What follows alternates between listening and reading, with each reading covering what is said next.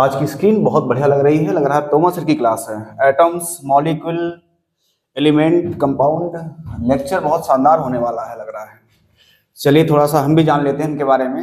तो Thomas sir थोड़ा सा बताएंगे क्या क्या होता है ये एटम, मॉलिक्यूल, कंपाउंड, एलिमेंट। बड़ा कंफ्यूजन रहता है हमें तो, अब मैथ्स वाले हैं तो हमें तो समझ में नहीं आता है ये सब होता क्या है। जी तो सर, थोड़ा आज सा आज हम लोग जो है आज क्लास में जो लेक्चर स्टार्ट करने वाले हैं वो है एलिमेंट मॉलिक्यूल्स। ये छोटे छोटे बच्चों को और काफी बड़े बच्चों को भी प्रॉब्लम रहती है, इसमें क्लैरिटी नहीं आती है कि एटम्स, मॉलिक्यूल्स और एलिमेंट, कंपाउंड क्या होता है इसमें। तो उसी को क्लियर करेंगे। तो चलिए, आपने पूछा है तो इसके लिए आपको हम बधाई देते हैं। और चलिए, ये लड्डू खाइए सर। खिलाइए सर जी लड्डू। लड्डू खाने से पहले मेरा एक छोटा सा सवाल है कि सर, ये लड्डू किससे मिलकर बना है, बताइए। ये सर बूंदी से बना है। बूंदी से बना है। ठीक, चलिए हम इसको एक छोटा सा पार्टिकल लेते हैं, लाइक दैट। ये हमारे पास बूंदी है।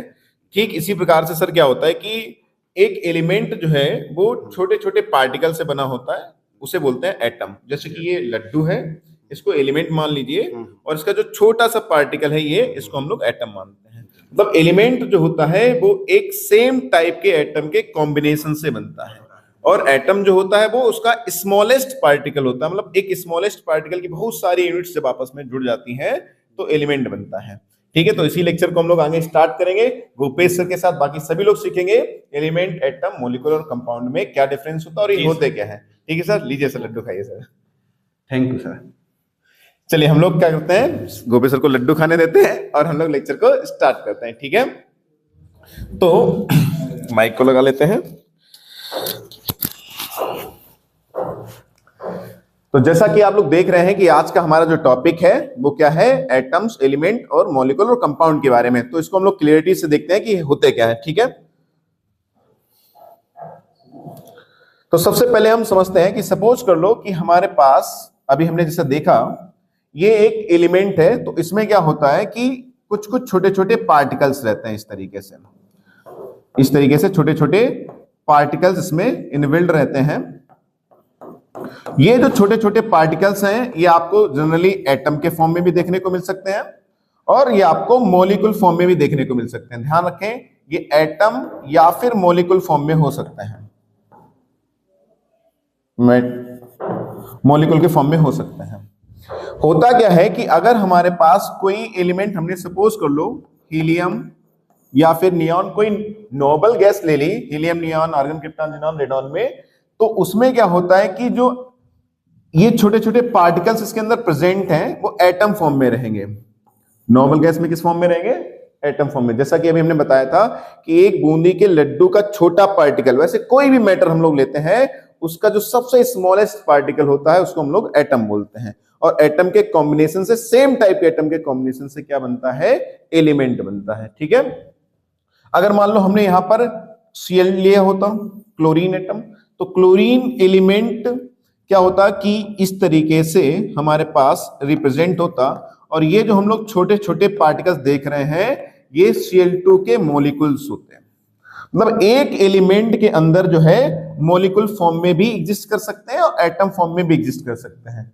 अगर नोबल गैस के एलिमेंट नहीं है तो फिर कोई भी एलिमेंट आता, उसमें आपको देखने को क्या मिलेगा कि जो एलिमेंट है उसके अंदर छोटे छोटे पार्टिकल्स जो है वो मॉलिक्यूल फॉर्म में रहेंगे। होता क्या है कि जैसे Cl, हमने मान लो एक Cl ले लिया, ये एक एटम है। ठीक है ना, एटम जनरली फ्रीली एग्जिस्ट नहीं करते हैं, अकेले नहीं रहते हैं। तो एक Cl दूसरे Cl से कंबाइन होता है, और जैसे ही कंबाइन होता है तो बनता है Cl2। इसे हम लोग बोलते हैं मॉलिक्यूल। क्या बोलते हैं इसको, मॉलिक्यूल। मतलब एटम कंबाइन करके क्या बनाते हैं, मॉलिक्यूल बनाते हैं। तो बेसिक सी बात समझ में आ रही, डिफरेंस क्या है कि अगर हम लोग किसी भी एलिमेंट का सबसे स्मॉलेस्ट पार्टिकल देखेंगे तो वो हमारे पास एटम ही आएगा, और एटम कंबाइन करके क्या बनाएंगे, मॉलिक्यूल बनाएंगे। ठीक है ना, एटम कंबाइन करके क्या बनाएंगे, मॉलिक्यूल। कई बार ऐसा भी होता है कि एलिमेंट के अंदर मॉलिक्यूल्स नहीं देखने को मिलते हैं। किस केस में, जब हमारे पास क्या होगा, नोबल गैस होंगी। नोबल गैस के केस में हमको एटम ही देखने को मिलेंगे। मतलब नोबल गैस के जो एटम है वो फ्रीली एग्जिस्ट कर सकते हैं, अकेले रह सकते हैं। ठीक है ना, तो मुझे लगता है आपको ये क्लियर हो गया होगा कि एटम क्या होता है, किसी भी स्मॉल एलिमेंट का स्मॉलेस्ट पार्टिकल, और मॉलिक्यूल क्या होते हैं, जब एटम कंबाइन होते हैं तो बनते हैं मॉलिक्यूल। अच्छा, दो चीजें क्लियर कर लीजिए यहां पर। एक तो ये कि हमारे पास, मैं नेक्स्ट पे आ जाता हूं, कि हमारे पास जो है मॉलिक्यूल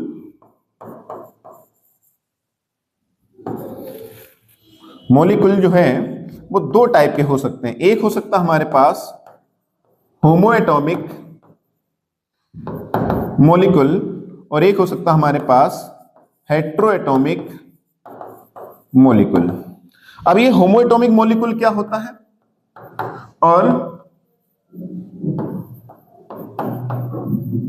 ये हेट्रोएटॉमिक मॉलिक्यूल क्या होता है? सपोज कर लो कि सेम टाइप के एटम कंबाइन हो रहे हैं। होमो का मतलब होता है सेम टाइप। अगर सेम टाइप के एटम कंबाइन हो गए तो जो मॉलिक्यूल बनेगा उसे बोलेंगे होमोएटॉमिक।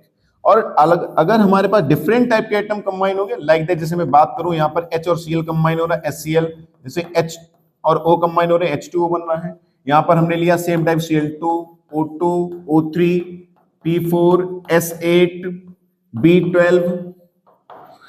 अगर सेम टाइप के एटम कंबाइन होते हैं उसे बोलते हैं होमोएटॉमिक मॉलिक्यूल। अगर डिफरेंट टाइप के एटम कंबाइन हो रहे हैं तो क्या बनता है? Heteroatomic molecule. तो ये दोनों में डिफरेंस समझिए कि मॉलिक्यूल दो टाइप के हमारे पास हो सकते हैं।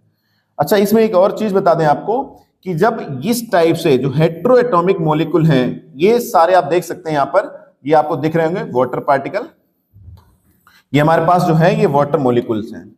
तो ये जो वाटर मॉलिक्यूल्स हैं, ये वाटर मॉलिक्यूल्स या फिर कोई भी हेट्रोएटॉमिक मॉलिक्यूल जब हम लोग लेते हैं, एक साथ उनको गैदर कर लेते हैं या एक साथ प्रेजेंट होते हैं, तो उसको हम लोग बोलते हैं कंपाउंड। क्या बोलते हैं? कंपाउंड। हालांकि ये इतना आसान नहीं होता कि हम इसको इस तरीके से निकालें। कंपाउंड के अंदर से इस तरीके से हम अगर वाटर मॉलिक्यूल निकालना चाहें तो इतनी आसानी से नहीं निकलता है।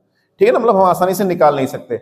जैसे किसी एलिमेंट से एटम को निकाला नहीं जा सकता है। आप ये मत समझिएगा कि बूंदी के लड्डू से बूंदी अलग कर ली थी। ऐसे एलिमेंट से एटम को नॉर्मली तो हम किसी भी तरीके से नहीं निकाल सकते हैं, मतलब एलिमेंट से एटम को आसानी से सेपरेट नहीं किया जा सकता है। तो कंपाउंड क्या है? कंपाउंड जो है वो बना, उसका स्मॉलेस्ट यूनिट क्या है? कंपाउंड का जो स्मॉलेस्ट यूनिट है वो है हेट्रोएटॉमिक मॉलिक्यूल। वो क्या है? Heteroatomic molecule. और एलिमेंट का जो है, एलिमेंट का स्मॉलेस्ट यूनिट क्या है? वो है मॉलिक्यूल। लेकिन कौन सा मॉलिक्यूल? होमोएटॉमिक। ये बात समझ में आ रही कि नहीं आ रही है? एलिमेंट का स्मॉलेस्ट यूनिट क्या होगा? होमोएटॉमिक मॉलिक्यूल। जबकि एक कंपाउंड का स्मॉलेस्ट यूनिट क्या होगा? Heteroatomic molecule. इवन आप देखते क्या है, डेफिनेशन जो देखते हैं कंपाउंड की, वो जनरली ये देखने को मिलती है कि कंपाउंड जो है, जब एलिमेंट फिक्स मास रेशियो में कंबाइन होते हैं, फिक्स रेशियो में कंबाइन होते हैं, तो हम लोग क्या बनते हैं, क्या मिलता है? कंपाउंड। जैसे कि हमें वाटर बनाना है, तो वाटर बनाने के लिए हमने H2O लिख दिया। अब H2O में क्या है कि इसका जो मास रेशियो है 2:16, H का और O का लिखेंगे, या फिर इसको हम सिंपल रेशियो लिखते हैं 1:8। तो ये वाटर जब भी बनाएंगे तो इसका मास रेशियो फिक्स रहेगा ऑलवेज। तो यहां पर ये कहते हैं कि एलिमेंट जब भी फिक्स मास रेशियो में कंबाइन होते हैं तो कंपाउंड बनता है। ये डेफिनेशन में आता है। लेकिन अगर आपसे ये पूछा जाए कि कंपाउंड का जो स्मॉलेस्ट यूनिट है वो क्या होगा, तो आएगा हेट्रोएटॉमिक मॉलिक्यूल। ठीक है ना, यहां तक चीजें क्लियर हो रही है कि कंपाउंड का जो स्मॉलेस्ट यूनिट है वो हेट्रोएटॉमिक मॉलिक्यूल है। एलिमेंट का क्या है? होमोएटॉमिक मॉलिक्यूल है। एलिमेंट का एटम कब हो सकता है? तो मैंने क्या बताया कि एलिमेंट का स्मॉलेस्ट पार्टिकल, हर केस में एटम होता है, लेकिन हर बार एटम एग्जिस्ट नहीं करता है। नोबल गैस अगर है तो एटम फ्रीली एग्जिस्ट करेगा, अदरवाइज एलिमेंट के अंदर आपको मॉलिक्यूल फॉर्म मिलेंगे। कौन से मॉलिक्यूल मिलेंगे? होमोएटॉमिक। ये क्लियर हो रही बात कि नहीं हो रही है? तो मुझे लगता है सभी को ये क्लियर हो गया होगा कि एटम क्या होता है, एलिमेंट क्या होता है, कंपाउंड क्या होता है, और हमारे पास मॉलिक्यूल क्या होता है। तो मैं फिर से एक बार बता दूं, किसी भी एलिमेंट का स्मॉलेस्ट पार्टिकल क्या है? एटम। जब कई सारे एटम कंबाइन होते हैं तो बनता है एलिमेंट। वो मॉलिक्यूलर फॉर्म में भी हो सकते हैं उसके अंदर प्रेजेंट, और एटम फॉर्म में भी प्रेजेंट हो सकते हैं। जब डिफरेंट टाइप के एटम मिलते हैं तो बनता है हेट्रोएटॉमिक मॉलिक्यूल, और हेट्रोएटॉमिक जो मॉलिक्यूल होता है उसको हम लोग देखते हैं तो बनता है कंपाउंड। हालांकि डेफिनेशन में हम लोग ऐसा नहीं बताते हैं। अगर आपसे ये पूछा जाए कि कंपाउंड का स्मॉलेस्ट यूनिट क्या है, तो हम लोग बताएंगे हेट्रोएटॉमिक मॉलिक्यूल।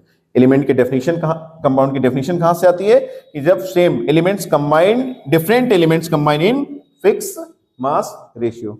ठीक है, मुझे लगता है सभी को ये चीजें क्लियर हो गई होगी कि हमारे पास एटम क्या होता है, एलिमेंट क्या होता है, कंपाउंड क्या होता है, और मॉलिक्यूल क्या होता है। तो ठीक है, ओके, थैंक यू। ठीक है सर।